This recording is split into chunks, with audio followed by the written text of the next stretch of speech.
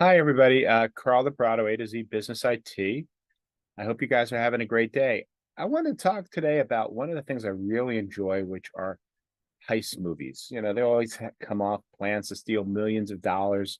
Sometimes you have like usually the one thing that they all have in common is they have a criminal, but he's doing good because the people he's stealing from are bad guys and they've taken advantage of him. And it's sort of like a Robin Hood story.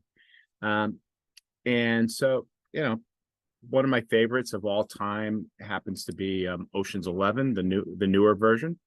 Don't want to say anything bad about the Sinatra one. It is good, but when they did it again with Clooney and Pitt and Damon, just a really well executed movie of all times.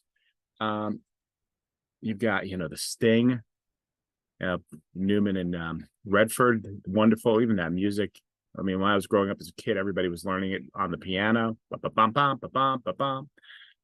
And then, a little known film starring Gene Hackman called Heist, not The Heist, but Heist.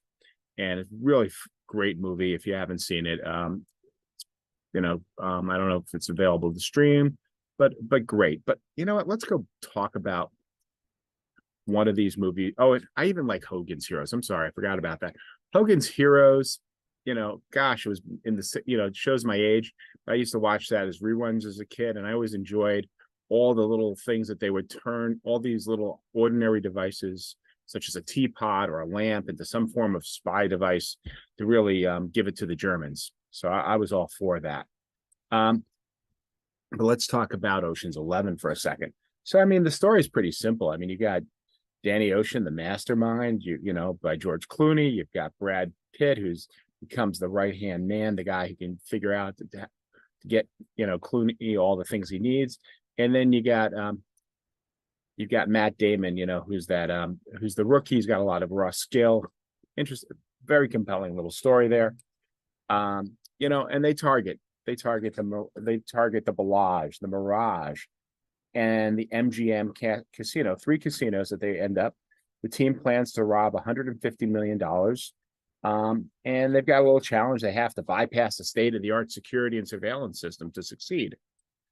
Um, they assemble a team of experts, they plan it carefully, and then they execute it with precision, even though challenges come along the way. At the end, they get into their bright, shiny sports cars. They were able to elude capture. It's flawless. So, I mean, this is all fiction. I mean, it really can't happen today. I mean, especially that way. I mean, I just think, first of all, if you want to elude detection, why are you driving down with bright, shiny sports cars? Um, but I mean, would you need a team, an ace team like they have there um, to crack in, and do everything? Do you need the George Clooney's and the Brad Pitts and the Matt Damons of the world? You know, Well, for a group of young hackers or young criminals, I don't really want to call them hackers. The press tends to put all the things that happen with computers into as hackers, and these people are good guys. But it was a group of 19 to believed to be a group of 19 to 22-year olds. It's a group called Scattered Spider, and they were able to strike two casinos. They didn't do three so far as we know. They did MGM and they did Caesars. And so both of those places were taken down. It's kind of incredible to think of, because when you think of a casino, you think of incredible security that's put there.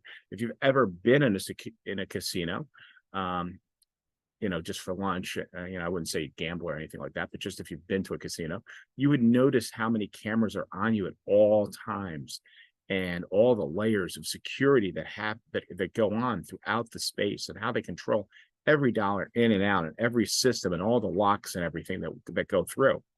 So, this was a group of 19 and 22-year-olds, like the Brady Bunch. Well, no, these guys are a little younger. Let's be fair. More like the Monkeys, that group of rascals there. And what did they do? Well, they went to the Facebook page of the LinkedIn page for the MGM, and they went to the people section and they looked for an employee there. They got who had a little bit of information, an open profile, nothing terrible. They got his name. They got, some information, maybe a couple likes or something that he had posted. just to get a little idea of who he was. And they were able to call into their help desk at MGM, and they were able to convince the guy or the gal on the other end to help that employee. And we're all wired to help people. That's kind of what we're here for. You find somebody who's locked out of something. It's our natural instinct. And they were able to convince them, because they apparently, they didn't have all of the protocols or whatever was there. And we probably will not get a release of the recording of that phone call, which I would love to get, just to understand where those mistakes were made so that people could learn from them. But relatively a 10-minute phone call, they were able to convince that person to change their password. Now, by the way, this isn't the first time we've had some type of person claiming to be somebody else's identity. Uber, which had been hacked for the third time. This was a similar attack that they had, where somebody was able to get their WhatsApp phone number and call the IT help desk. And what they had done was they had been trying to convince them with MFA they had sent a lot of MFA requests over the course of an hour, about 200 of them, and to convince them that they just couldn't get their app to work. And same thing, they both allowed them access to the systems.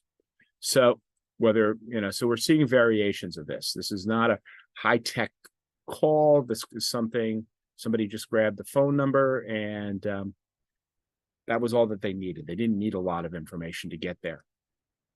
So what type of damage did they do? Well, the hackers stole between the MGM and Caesars 6 terabytes. 6 terabytes. Terabytes. That's a lot of data. And that data basically contains sensitive information from millions and millions of guests who vacationed at both of these facilities.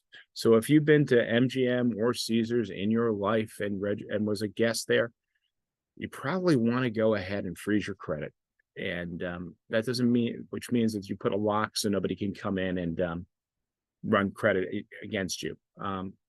What both of these places are probably going to do is give you like one or 2 years of credit monitoring, and that's absolutely nothing. It's a joke. If you're a victim of data theft, basically you have to monitor your data forever. I'm sorry, that's what happens, because your social security number and your driver's license and those things do not change. Your credit cards, you can change those. You can't change your address. There's a number of things that you need to be aware of, but there's a lot of information that you do give a hotel when you check in, and they have that information. And so the other part was, MGM does $14 billion, a year, and they've been effectively shut down so far about 5 days. It affects 30 hotels and resorts around the world.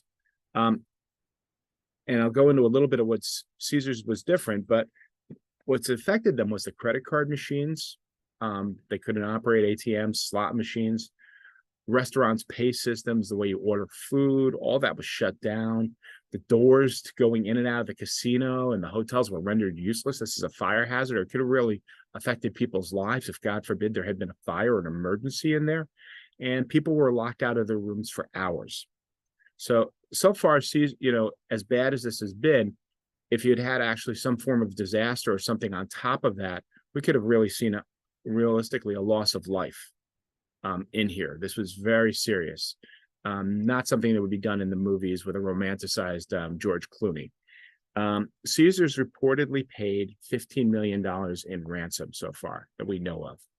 And the reason I go that way is they had a delay in reporting even that they were hacked. There are some requirements that they need to do, and there are some reports that they did not report it as quickly as they should have reported it. And I don't know if there's anybody else, if that's any other large casino that's been affected, because let's face it, Ocean 11, there were 3 casinos. So this group has taken down 2 in a very short period of time.